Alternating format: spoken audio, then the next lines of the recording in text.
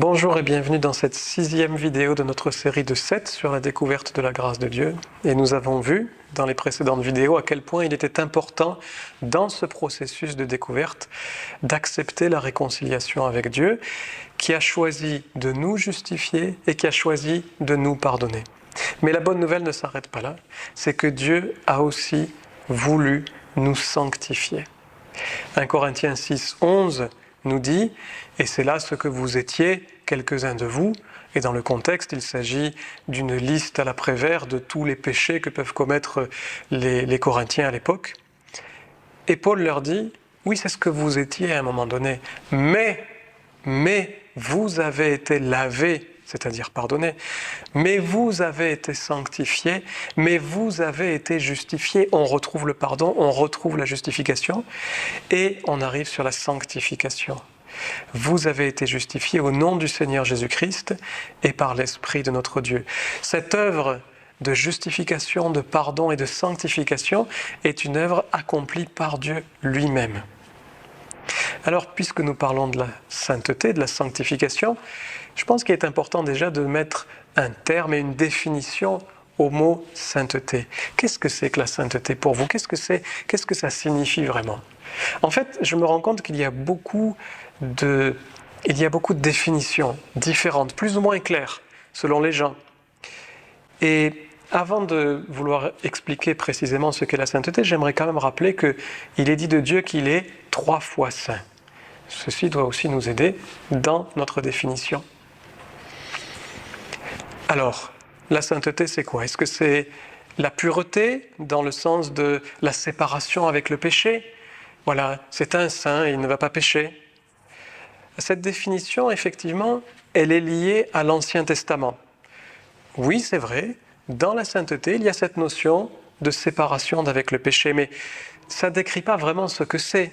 En fait, ça décrit ce que ça implique. La sainteté va nous amener, finalement, à être éloigné du péché. Mais ce n'est pas la définition même.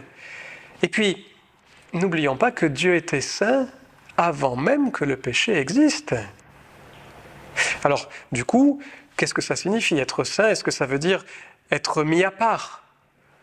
Ah, c'est un lieu saint, c'est quelque chose qui est mis à part. On peut parler par exemple de sanctuaire des baleines, c'est un lieu spécifique rien que pour les baleines. Alors oui, c'est une définition, mais c'est assez faible comme définition. Parce que si c'est être mis à part, ça sous-entend quelque part que finalement, Dieu est un peu allergique au monde. Et il y a une séparation à avoir avec le monde. Or, Jésus était l'ami des pécheurs. Le fait de se voir à part nous-mêmes en tant que chrétiens, en disant « moi je suis saint, donc je suis à part des pécheurs », eh bien, ça nous fait finalement aller à l'encontre de ce que Jésus a fait lui-même en allant vers les pécheurs. Alors peut-être on peut se dire, c'est être mis à part pour Dieu, dans le sens d'être dédié à Dieu. Voilà, ce sont des instruments de musique qui sont saints. Ils ne vont être utilisés que pour la louange, par exemple. Alors, bon, c'est dédié à Dieu. Pourquoi pas, mais est-ce qu'on peut dire que Dieu va s'auto-dédier s'il est saint ? Non. On pourrait dire, puisque Dieu est saint, c'est parce qu'il mérite l'adoration. Alors oui, pourquoi pas ? La sainteté est liée à l'adoration. Mais finalement, la Bible dit que les anges sont saints et que les humains, les chrétiens nés de nouveau, sont aussi des saints. Or, nous ne méritons pas l'adoration et nous ne voulons pas la recevoir. Alors finalement, moi je me pose la question, comment est-ce qu'on peut prêcher la sainteté dans les églises si on ne sait pas réellement ce que c'est que la sainteté ? Alors qu'est-ce que c'est que la sainteté ? En termes le plus simple possible, la sainteté, c'est la plénitude, c'est la perfection totale. Ce n'est pas moi qui invente cette définition, il s'agit de Charles Spurgeon qui disait dans son étude du psaume 99 « La sainteté, c'est l'harmonie de toutes les vertus. Le Seigneur n'a pas qu'un seul attribut glorieux, en trop, en excès ou tout seul, mais toutes les gloires sont en lui dans son ensemble. Dans cette perfection morale, il voulait que ces créatures soient rendues participantes de sa sainteté, c'est-à-dire soient rendues avec ou obtiennent ou vivent les mêmes vertus que lui. Le caractère de Dieu, c'est la pureté immaculée, c'est la justice sans faille, c'est la vérité inflexible, c'est l'amour sans borne. En un mot, c'est la sainteté parfaite. Cette sainteté, c'est finalement pour nous, la sainteté, c'est être parfaitement à l'image de Dieu, dans toute sa plénitude. Colossiens 1,19 nous dit « Car Dieu a voulu que toute la plénitude habite en Christ ». Et dans Éphésiens 3,19, Paul prie pour que nous puissions connaître l'amour de Christ qui surpasse toute connaissance, en sorte que nous soyons remplis jusqu'à toute la plénitude de Dieu. C'est la volonté de Dieu que nous soyons à son image. 1 Pierre 1,16 nous dit « Selon qu'il est écrit, vous serez saints car je suis saint ». Mais ce n'est pas à nous-mêmes de produire cette sainteté. Il faut que j'atteigne la perfection de Dieu, bien évidemment. C'est quelque chose que nous recevons de Dieu. On ne peut pas par nos propres forces réussir à ressembler à Dieu. Par contre, Dieu a la capacité de nous rendre semblables à lui. Et dans Matthieu 5, 48, il est dit « Soyez donc parfaits comme votre Père céleste est parfait ». Vous voyez la similitude entre « vous serez saints parce que je suis saint » et « soyez parfaits comme votre Père céleste est parfait ». Cette sainteté que Dieu veut nous donner, c'est sa propre perfection. C'est l'ensemble de ses attributs. C'est le fait d'être rempli de son esprit, dont le fruit est l'amour, la paix, la joie et toutes ces choses excellentes. Et c'était le désir de Dieu depuis toujours que nous soyons à son image. Il nous a d'ailleurs créés de cette façon-là. Et ce désir de Dieu a pu se réaliser pleinement en Jésus-Christ.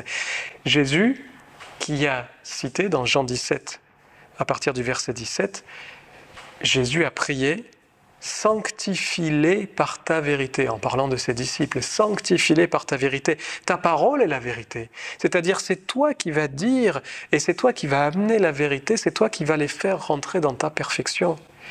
Comme tu m'as envoyé dans le monde, je les ai aussi envoyés dans le monde, et je me sanctifie moi-même pour eux, afin que eux aussi soient sanctifiés par la vérité.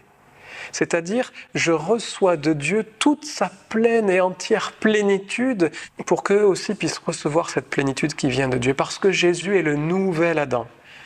Jésus est le premier de cette nouvelle race humaine, en quelque sorte.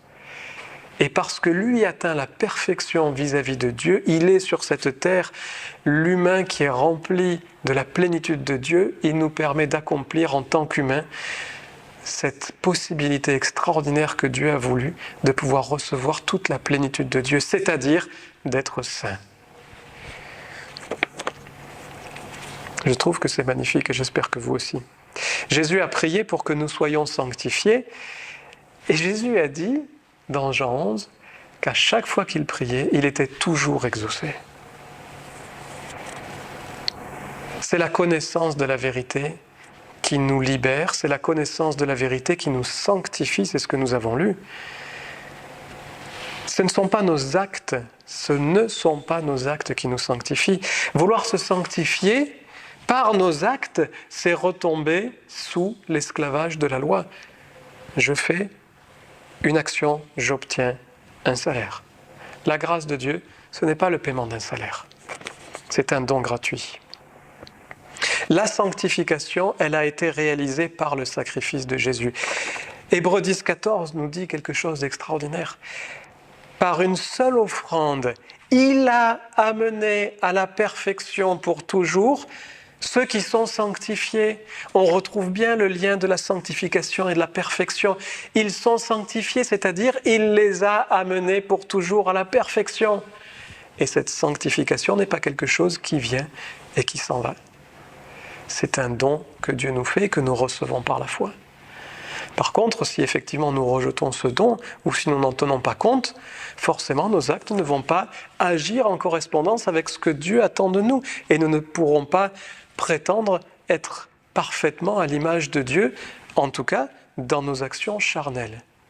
Mais la réalité de l'esprit, c'est que notre esprit est parfaitement identique à Dieu, il est donc parfaitement saint, et comme nous sommes avant tout un esprit, nous sommes spirituellement saints, simplement parce que nous avons accepté l'œuvre de Jésus. Elle n'est pas belle la vie ? Hébreux 2, 11 nous dit « Car celui qui sanctifie, Jésus, et ceux qui sont sanctifiés, c'est-à-dire ceux qui croient en lui, sont tous issus d'un seul. » Ils sont issus de Dieu, parce que nous sommes fils de Dieu. Et c'est pourquoi il n'a pas honte, Jésus n'a pas honte de les appeler frères. Tu es le frère, la sœur de Jésus, et il n'a pas honte de toi. Il ne va pas te juger sur tes actions, sur tes pensées. Il te voit spirituellement. C'est d'esprit à esprit que Dieu te juge et que Dieu agit envers toi. Paul a écrit à l'église de Corinthe, la plus pervertie qu'on puisse imaginer au niveau de ses actions. Et d'ailleurs, entre parenthèses, il existait à l'époque une expression grecque qui disait « vivre à la corinthienne », qui signifiait littéralement « être dans la débauche », vivre dans la luxure. Eh bien, Paul leur écrit de la façon suivante, dans 1 Corinthiens 1, 2, à l'église de Dieu qui est à Corinthe, à ceux qui ont été sanctifiés en Jésus-Christ. En Jésus, tu as été sanctifié. Si tu cherches à te sanctifier par tes œuvres, tu cherches à te sauver par tes œuvres et tu es encore sous la domination de la loi. C'est une grâce que Dieu te fait. Et ça agit spirituellement. Il faut que tu laisses l'Esprit de Dieu agir en toi pour que cet Esprit ait le contrôle de ta vie, puisse agir librement dans ta vie, c'est plus juste. Et ainsi, ton corps et ton âme vont se soumettre à la vérité de l'Esprit. Et tu verras des fruits que tu n'avais même pas soupçonnés avant. Tout ce que tu essayais de faire par tes propres efforts, tu vas réussir à faire encore mieux sans faire exprès. Eh bien ça, c'est la grâce de Dieu. Il nous est dit dans Éphésiens 4, 23 à 24, que nous pouvons être renouvelés dans l'esprit de notre intelligence et que nous pouvons revêtir l'homme nouveau, créé selon Dieu dans une justice et une sainteté que produit la vérité. Si nous comprenons cette vérité de l'Esprit de Dieu et de son œuvre en Jésus, nous recevons, ou plutôt nous jouissons de cette sanctification que Jésus nous a acquise. Hébreux 10, à partir du verset 8, nous dit « Tu n'as voulu et tu n'as agréé ni offrande, ni sacrifice, ni holocauste, ni sacrifice pour le péché, ce qu'on offre selon la loi. » Et puis il dit ensuite « Voici, en parlant de Jésus, voici je viens pour faire ta volonté. » Il abolit ainsi la première chose pour établir l'ancienne. L'ancienne alliance s'en va, la nouvelle alliance arrive. Verset 10, c'est en vertu de cette volonté, c'est-à-dire la volonté de dire « Voici, ô Dieu, je suis là pour faire ta volonté », que nous, en tant que Dieu, nous accomplissions sur cette terre ce que tu as toujours voulu et que nous rétablissions ce qui a été tordu par la chute. Et c'est en vertu de cette volonté que nous sommes sanctifiés par l'offrande du corps de Jésus-Christ, une fois pour toutes. Quelle bonne nouvelle! Pourvu qu'on y croit, pourvu qu'on accepte de se faire reprendre par la parole de Dieu et de croire que ce qu'elle dit est vrai. Alors vous allez me dire, oui, mais alors, si quoi qu'on fasse, on reste saint, dans ce cas-là, on peut faire n'importe quoi. Dans ce cas-là, ça veut surtout dire que tu n'as pas compris la grâce de Dieu et que tu ne l'as pas reçue comme telle. Parce que dans Tite, au chapitre 2, au verset 11, il est dit « La grâce de Dieu, source de salut pour tous les hommes, a été manifestée. » Manifestée comment ? En Jésus-Christ. Verset 12, elle nous enseigne à renoncer à l'impiété et aux convoitises mondaines et à vivre dans le siècle présent selon la sagesse, la justice et la piété. Si tu ne vis pas selon la sagesse, la justice et la piété, c'est qu'en fait, tu n'as rien compris de la grâce. Si tu te dis « Ah ben finalement, Dieu pardonne tout, je peux faire n'importe quoi », tu n'as rien compris de son amour, tu n'as pas compris à quel point il t'aime et ça ne t'a pas impacté au point de te transformer profondément. 1 Jean 3,3 nous dit « Quiconque a cette espérance en lui se purifie comme lui-même est pur ». Il ne s'agit bien évidemment pas de nous rendre saints nous-mêmes, mais ça veut dire que nos actes doivent être en conformité vis-à-vis de ce que nous croyons. Si je crois que Dieu m'a pardonné et que je sais ce que ça lui a coûté et que je réalise l'amour qu'il a envers moi, mais qu'est-ce qui me passe par la tête de vouloir finalement me perdre dans tel ou tel péché et prendre le risque finalement de la mort, de prendre le risque de ce salaire de péché ? C'est finalement cracher au visage de Dieu et dire « ton cadeau, j'en veux pas ». C'est ne rien avoir compris de son amour. La véritable grâce t'affranchit de tout péché. 1 Thessaloniciens 5, verset 5 nous dit « Vous êtes des enfants de lumière et des enfants du jour. Nous ne sommes point de la nuit ni des ténèbres. Nous ne dormons point comme les autres, mais veillons et soyons sobres. Car ceux qui dorment, dorment la nuit, et ceux qui s'enivrent, s'enivrent la nuit.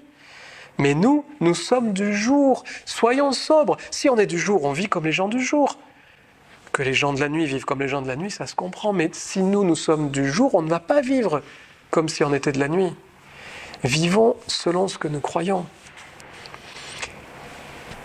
Soyons sobres, ayant revêtu la cuirasse de la foi et de l'amour, ayant pour casque l'espérance du salut. À nous d'agir en fonction de ce que nous sommes devenus et non pas agissons pour devenir. Si nous agissons en fonction de ce que nous sommes devenus, c'est que nous recevons ce cadeau de la grâce. Mais si nous agissons dans le but de devenir, c'est que nous marchons encore sous la loi. Notre nouvelle nature, de toute façon, en tant que chrétien, n'a plus cette envie de pécher. Avant, quand vous n'étiez pas chrétien, ça ne vous posait aucun problème de mentir, de voler, de quoi que ce soit. Mais notre nouvelle nature prouve, par le fait qu'elle souffre du péché, qu'elle n'est pas faite pour cela. De la même manière qu'un oiseau qu'on contraindrait à rester sur ses pattes sans jamais voler, souffrirait de ne jamais voler parce qu'il n'est pas fait pour marcher, il est fait pour voler. Prenez bien évidemment l'exemple d'un oiseau volant. Mais vous avez compris l'idée. Maintenant, lorsqu'il nous arrive de pécher, ce qui est important à nos yeux, c'est déjà de reconnaître que ce n'est pas ce que nous voulons dans notre vie, ce péché. Et c'est aussi de reconnaître que nous voulons nous appuyer sur l'amour de Dieu pour marcher. Nous voulons nous appuyer sur la confiance en Dieu. Combien de péchés nous réalisons simplement parce que nous manquons de confiance en Dieu ? Par exemple, je n'ai pas forcément confiance que tu t'occuperas du fait que j'ai suffisamment d'argent à la fin du mois, et donc je vais me mettre à convoiter de l'argent. J'ai peut-être pas confiance que Dieu va combler mes besoins naturels avec un conjoint, alors je vais voir ailleurs un autre conjoint. J'ai peut-être pas confiance que Dieu va s'occuper de moi, et du coup j'ai peur de telle autre personne et je vais mentir. En fait, quand on y réfléchit, le péché, c'est finalement refuser de faire confiance à Dieu.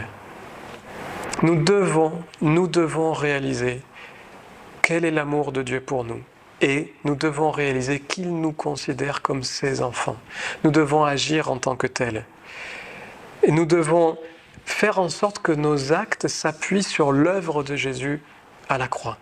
D'ailleurs, sa crucifixion, sa mort, son ensevelissement, sa résurrection et son ascension auprès de Dieu, c'est notre mort, c'est notre ensevelissement, c'est aussi notre résurrection, c'est aussi notre ascension auprès de Dieu. Il est même dit, vous êtes assis dans les lieux célestes avec Christ, à la droite de Dieu.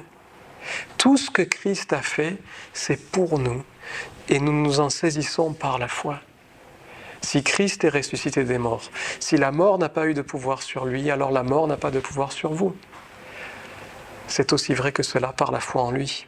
Romains 6, 22 et 23 nous dit « Mais maintenant, étant affranchis du péché et devenus esclaves de Dieu, vous avez pour fruit la sainteté. » C'est-à-dire, parce que Christ vous a sauvés, parce qu'il s'est passé quelque chose spirituellement en vous, Maintenant, vos actions vont refléter la plénitude de Dieu.